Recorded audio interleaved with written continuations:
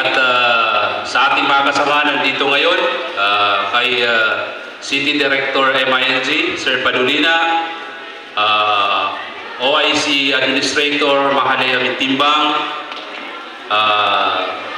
Police Colonel Sir Kabugwam, Sir, nice meeting you, sir, and Deputy Station Commander Sir Yalin, sa aking mga kasamaan din ng mga elected official, kay Barangay Ebita Muntaka, Mother Dato Wawi Sema, and of course, makalimutan ko pala si Ma'am First Lieutenant Ma'am Helmo,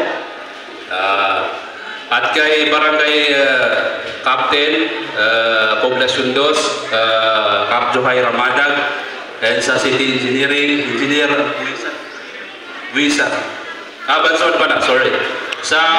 Of course, kay Kapurak and sa mga barangay officials ng Barangay Tamuntakawan, sa mga barangay Tanod and many uniform, at sa lahat po na nandito ngayon, makulimlim na hapon po sa ating lahat. Pero mainit din kahit makulimlim. Nakadyak. Unang-una ho is nagpapasalamat tayo at kinukongratulate ang ating masibag na butihing barangay chairman dahil drug clean na po ang kanyang barangay.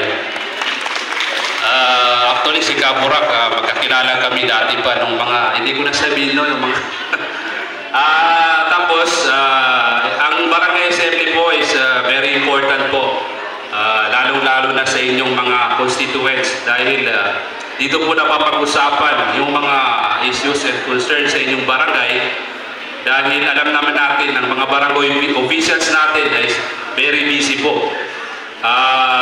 Sa ganitong pagkakataon, nandito tayo lahat para kung ano man yung problema ng barangay is dito natin ma-address.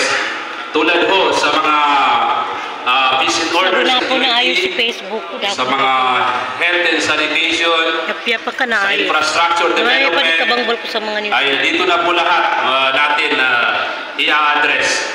Thank you. And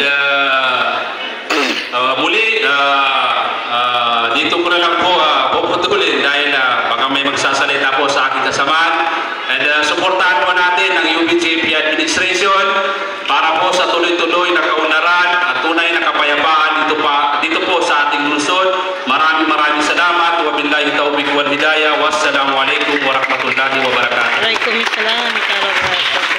Councilor Boy Mitimbang. Shukran, Honorable Gazuri Eliboy Mitimbang. Last but definitely not